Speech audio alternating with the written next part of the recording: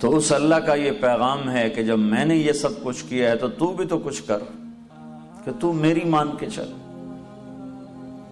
تو میری مان کے چل. یہ تمہاری اولاد ہے، تو میں نے کان سے پکڑ کے تو یہ کرو، یہ نہ کرو، یہ کرو، یہ نہ کرو. تو آگے کوئی ہیل حجت کرے تم کہتے چپ رہو، جو کہا جائے وہ کرو، جو کہا جا رہا ہے وہ کرو، تم ابھی چھوٹے ہو، تمہیں پتہ نہیں. یہی کچھ اللہ مجھے کہتا ہے کہ میرے بندے وہ کر جو کہہ رہا ہوں، شراب نہ بیچ، سود پہ کام نہ کر. تم کہتے ہو گزارا نہیں ہوتا، تو اللہ کہتا ہے تمہیں خبر نہیں، مجھے خبر ہے. تم چھوٹے بچے کے سے تو اپنی مرضی کروا لیتے ہو، ممکن ہے تمہارا بچہ تم سے صحیح بات کر رہا ہو اور تم غلط ہو، لیکن تم بڑے ہونے کے دعوے پر اپنے بچے کو اپنے تابع چلاتے ہو. تو میں تم سب کا بڑا ہوں اور مجھ سے بڑا کوئی نہیں. میں کہتا ہوں یہ کام مت کر، تم کہتا ہے میرا گزارا نہیں. کیسے کہتے ہو؟ اس کے بغیر کاروبار نہیں چلتا، یہ تم کیسے کہتے ہو؟ تو دو چیزوں سے اللہ نے انسان کو بنایا، ایک جسم، ایک روح. روح اللہ کا امر ہے، وہ آتا ہے تو زندگی وجود میں آتی ہے، اور اس کے بارے میں خاموشی ہے. یسألونک عن الروح. جب قریش مکہ گئے یہود کے پاس کہ یہ جو ہمارا نوجوان اپنے آپ کو نبی کہنا شروع کر دیا ہے اس نے، تو اس کو ہم کیسے ٹیسٹ کریں؟ تو یہودیوں نے کہا اس سے 3 سوال کرو. پوچھو ذوالقرنین کون ہے، پوچھو اصحاب کہف کون ہیں، پوچھو روح کیا ہے. وہ 2 کا جواب اگر دے، ذوالقرنین اور اصحاب کہف کا قصہ سنائے اور روح پر خاموش ہو جائے تو وہ نبی ہے، اور اگر روح کا بھی فلسفہ بتانا شروع کر دے تو پھر وہ جھوٹا ہے. تو اب یہ اخنس بن شریک اور عاص بن وائل، یہ عرب سردار جا کے ملے تھے، یہ بڑے آئے گھوڑے دوڑاتے ہوئے کہ محمد تم سے 3 باتیں پوچھنی. صاحب نے کہا پوچھو. کہا اصحاب کہف کون ہیں؟ تو اللہ نے کہا ام حسبت ان اصحاب الكهف والرقيم كانوا من آیاتنا عجبا اذ اول فتية الى الكهف فقالوا ربنا آتنا من لدنك رحمة وهيئ لنا من امرنا رشدا. سورہ کہف شروع ہو گئی. اللہ نے اصحاب کہف کا قصہ شروع کر دیا. پھر کہنے لگے ذوالقرنین کون ہے؟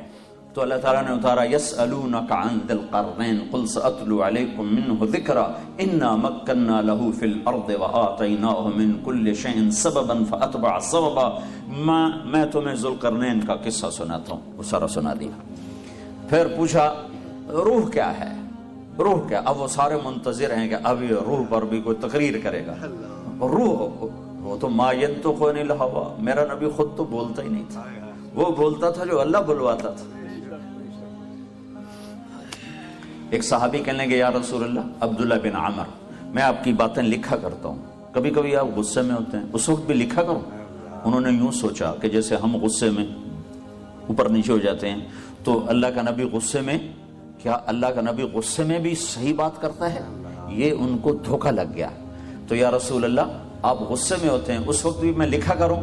تو آپ نے کہا اکتب فوالذی نفسی بیدہ، لکھ اس ذات کی قسم جس کے قبضے میں میری جان ہے، لا یخرج من ھذا، یوں کیا، الا الحق، لکھ کہ اس ذات کی قسم جو میری جان کا مالک ہے، اس زبان سے حق کے سوا کچھ نہیں نکلتا، ہر حال میں حق ہی نکلتا. یسألون، روح کیا ہے محمد؟ تو آپ نے کہا، تو اللہ نے کہا یسألونک عن الروح، یہ پوچھتے ہیں یسألونک عن ذی القرنین قل سأتلو علیکم منہ ذکرا. یہ کہتے ہیں ذوالقرنین کا سن، یہ کہانی ہے ذوالقرنین کی. یہ کہتے ہیں اصحاب کہف تو سن، ام حسبت ان اصحاب الکہف والرقیم كانوا من آیاتنا عجبا. اب یہ کہتے ہیں روح کیا ہے؟ یسألونک عن الروح قل الروح من امر ربی وما اوتیتم من العلم الا قلیلا. ختم. یہ کہتے ہیں روح کیا ہے؟ تو آپ ان سے کہیے کہ روح میرے اللہ کا امر ہے اور تمہیں بہت تھوڑا علم دیا گیا ہے. بات تو ٹھیک ہے پر مانیں گے نہیں. ہاں مانے پھر بھی نہیں ہے. تو اللہ نے میرا اور آپ کا جسم 2 چیزوں سے بنایا ہے، ایک مٹی، ایک روح. مٹی سے یہ جسم بنا اور اس پر رنگ روپ ڈالے، یصورکم فی الارحام میں کیف یشاء، اور پھر روح ڈالی. اب روح کے لیے الگ ضرورتیں ہیں اور جسم کے لیے الگ ضرورتیں ہیں. روح کی غذا الگ ہے، جسم کی غذا الگ ہے. جسم کے لیے اللہ نے اس کو مٹی سے بنایا تو اللہ نے اس کا دھرتی پر 2 دسترخوان لگائے ہیں. ایک دسترخوان ہے جس پر جسم کے لیے غذا چنی ہوئی ہے اور دوسرا دسترخوان ہے جس پر روح کے لیے غذا چنی ہوئی ہے. جس غذا کو چھوڑو گے اس کا نقصان آپ کو نظر آئے گا، اس کا نقصان آپ کو اٹھانا پڑے گا.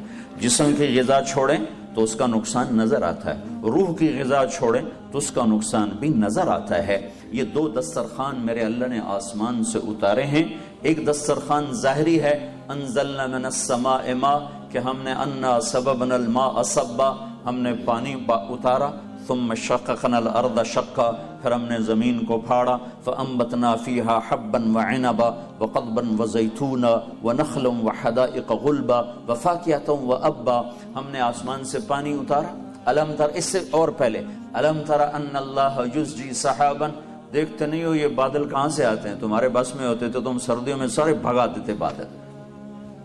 کہتے ہٹ جاؤ سانو دھوپ چاہیے سانو.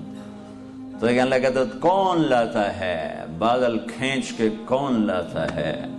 الم ترى، کبھی غور کیا کیا؟ ان اللہ یزجی سحابا، یہ بادل اللہ ہانکتا ہے. ثم یعلف بینہ، پھر ان کو آپس میں جوڑتا ہے. پھر ایک عجب آیت اس وقت کہی گئی جبکہ بادلوں کے اوپر دیکھنے کا کوئی نظام تھا. ثم یجعلہ رکاما، پھر انہیں یوں پہاڑ بنا کر کھڑا کر دیتا ہے. اب یہ جب جہازوں پہ سفر ہوا تو پھر اوپر جا کے دیکھا کہ بادل پہاڑ کی طرح کھڑے ہوئے ہیں اور یوں مخروطی شکل میں کھڑے ہوئے ہیں. اور میرے نبی پر قرآن اس وقت اترا تھا جب بادلوں کے اوپر دیکھنے کا کوئی وسیلہ نہیں تھا. تو اللہ نے اس وقت کہا کہ میں ایسے مخروطی شکل میں پہاڑ بنا کے روکامن میں انہیں یوں کھڑا کر دیتا ہوں اوپر. اس کے بعد اگلا نظام ہے انا سببنا الماء صبا، میں پانی برساتا ہوں. سببنا الماء صبا، برساتا ہوں انوکھے انداز میں. انوکھا انداز کیا ہے؟ پانی 1200 میٹر کی بلندی سے برستا ہے. جو بادل 1200 میٹر پر ہوتے ہیں بس وہ برستے ہیں، نہ اس سے اوپر برستے ہیں نہ اس سے نیچے برستے ہیں. یہ جو اولے ہیں یہ اوپر سے آتے ہیں، وہ جو برف گرتی ہے یہ اوپر سے، وہ جو یوں رکام بنے ہوتے ہیں ان میں سے برف گرتی ہے. تو 1200 میٹر کی بلندی سے پانی کے قطرے کے برابر اگر کسی چیز کو گرایا جائے تو اس کی رفتار بنتی ہے 558 کلومیٹر فی گھنٹہ. 1200 میٹر کی بلندی سے پانی کے قطرے کے برابر میں کسی چیز کو پھینکا جائے تو اس کو تیزی سے آتے آتے آتے آتے جب وہ میرے گھر کی چھت پر آ کر گرے گی تو اس کی رفتار بن چکی ہوگی 558 کلومیٹر فی گھنٹہ. انا سببنا الماء صبا، میں پانی برساتا ہوں بڑے انوکھے انداز.